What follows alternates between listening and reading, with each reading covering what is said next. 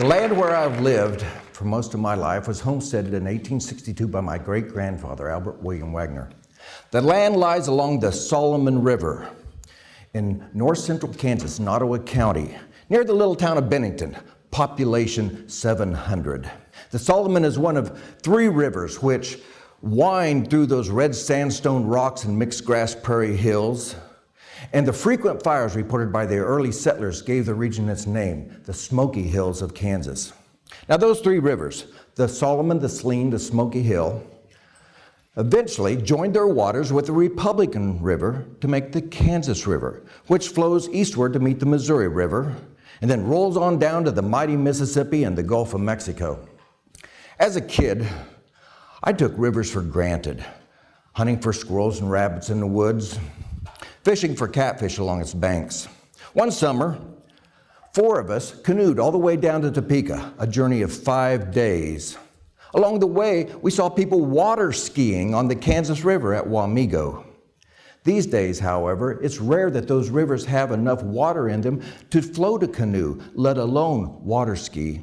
Something significant has changed in my lifetime, and that change includes the invasion of the Water-Snatchers. Now, my father taught me how to search for Native American artifacts in our land beside the river. We found lots and lots of flint scrapers used to prepare buffalo hides. I always thought of those stone tools as belonging to the Kansas tribe, Native Americans who wore feathered bonnets and rode spotted ponies. But the anthropology department at the University of Kansas identified those stone tools as belonging to a culture that had lived some 2,000 years ago, back to the time of Christ, some 16 centuries before the Spanish brought the horse to America. Those stone tools were the footprint of a people from long, long ago. Those early peoples left another footprint as well, fire-maintained prairies that attracted huge herds of buffalo, a food source upon which those people based their lives. One of the most successful ways of hunting those buffalo was to stampede them off of river cliffs to the rocks below. And that's probably what happened again and again over the centuries on that land my family homesteaded. I am the 4th generation of that family heritage, and I operate an organic farm and ranch on that land where the buffalo used to roam. I am one of the few who produce the food that the rest of America eats. Now, both those native peoples and my European ancestors made a footprint on the land, but they were very different kinds. The natives burned the prairies on a regular basis to nurture the grasses that lured the buffalo to the region. However, those government policies led to their forced removal by the 1870s when my great-grandfather built a dam and a water-powered mill along that same stretch of river. The dam was destroyed in 1945, and only sculpted rocks and concrete mortar mark the site today. Both those early peoples and the early settlers lived and worked along that river, but they left little in the way of permanent footprints. However, the next generation of settlers changed the land in a way that has become a threat to the very existence of the prairie ecosystem and our place in it. Now, causal theories of ecological change abound. There's global warming, the greenhouse effect, climate change, concentrated animal feeding operations, acid rain, herbicides, pesticides, central pivot irrigation systems, coal-powered generating stations, and upper atmosphere pollution, invasive species, and sunspots. And did I mention methane gas from flatulent cattle? The one factor that is generally not mentioned is the proliferation of a most dangerous tree, the eastern red cedar. Now, in the decades following the Dust Bowl years of the 1930s, government experts recommended the planting of windbreaks, and a variety of tree species were used in those plantings. By the 1950s, the cedars were the most successful of those plantings, and they became the tree of choice for rural windbreaks. Now, cedars are considered native to the region, but they're not necessarily indigenous because the cedars actually didn't grow on the prairies except in a very few isolated rural protected spots because of the extensive grass fires. However, at the midpoint of the 20th century, thousands upon thousands of these trees were planted and protected. And the eastern red cedars, which are actually a variety of junipers, grew quickly and aggressively. Now, on average, a cedar will grow 1 foot in height and 1 foot in canopy diameter each year. The trees are dioecious. Individual trees will be either male or female. The females develop the little blue juniper berries, and the males produce a highly allergenic, dusty yellow pollen.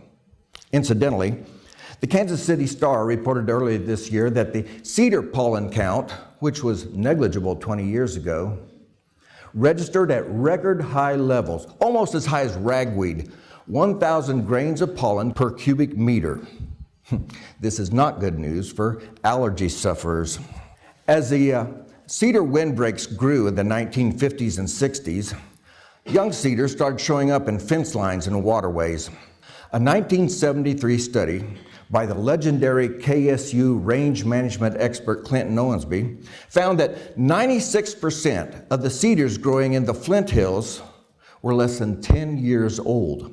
Now, he attributed their presence to the favored selection of cedars for windbreaks, but he postulated something else.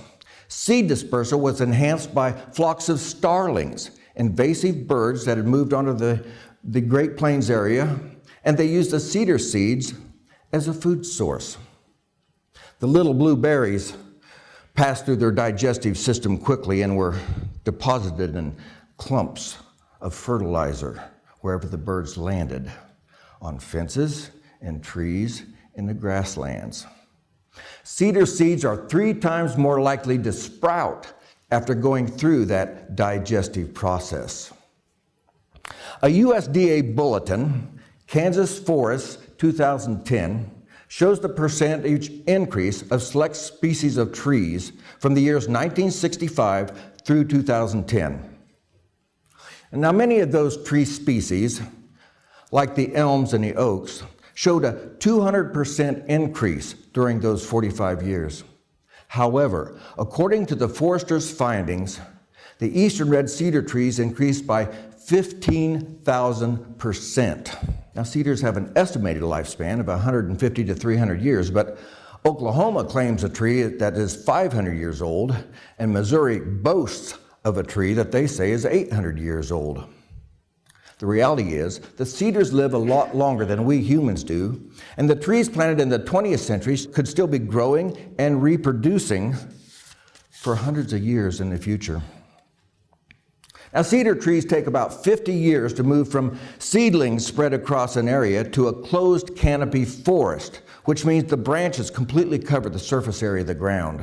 The cedar trees create a monoculture that is dominated by just one species.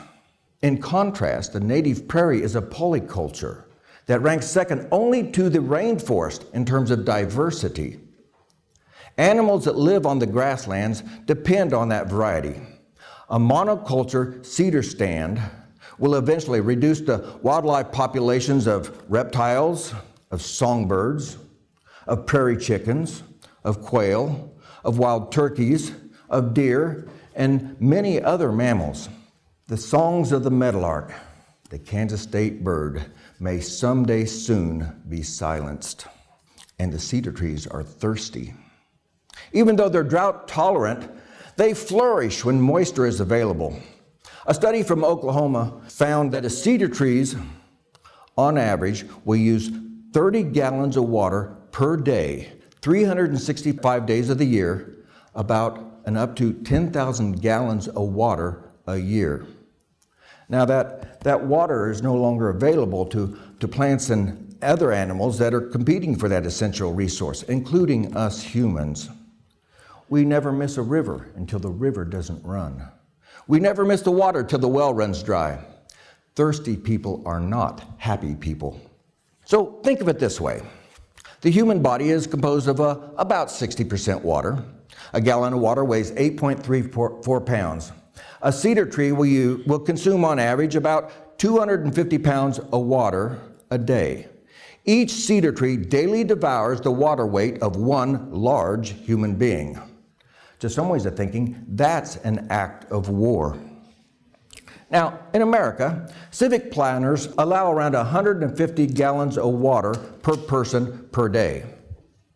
The Kansas population in 2014 was estimated at just under 3 million. So if those figures hold, 5 cedar trees use the same amount of water daily as is reserved for each person who lives in Kansas. You know, that's just not very good for us or for them. So, Oklahoma experts are considering this. They think that they have a eastern red cedar population of about 462 million. One economic projection is that the cedars cost Oklahoma more than $444 million a year. That's about $1 per tree per year. Now that explosive growth undermines the positive benefits of the cedars, like windbreaks and lumber and fence posts, mulch, essential oils, and even herbal tea. And in the right settings, the cedar trees are stately and beautiful. But like the musk thistle, an invasive noxious weed, the cedars have a tendency to dominate their environment to the detriment of all other species. So, we in the Midwest have a problem that has, for the most part, been ignored. How do we solve that problem? One answer is fire. Cedars are susceptible to burning, especially cedar trees under 6 foot in height. Larger trees contain a volatile oil that, when ignited, can create an explosive fireball. And although many parts of the Flint Hills are currently burned, there are protests from urbanites and others about the smoke and air pollution. And many landowners are afraid to burn because of the potential of a controlled fire turning into a wildfire. Still, controlled burns are essential to limiting the cedars on the prairies and also to maintaining the health of the prairie ecosystem. Experts who know how to use fire to fight fire have had consistently successful results with a minimum of problems and pollution. Cedar trees cut below their lowest branches will not resprout. However, this is a labor-intensive operation requiring a machine with mechanical shears or a worker with a chainsaw. And the cut cedars need to be piled and burned. A cedar that's left lying where it's cut will block 70% of the sunlight from ever reaching the surface of the earth and become a breeding bed for young cedars that sprout in and around it. Spraying with herbicides is an option in some cases, but the potent poisons are not ecologically beneficial. Still, desperate situations sometimes lead to desperate measures. Now, the term weed means different things to different people.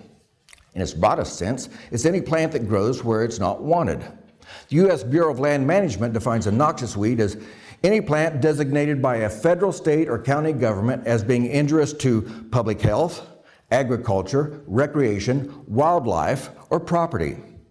A noxious weed is also commonly defined as any plant that grows out of place and is competitive, persistent, and pernicious.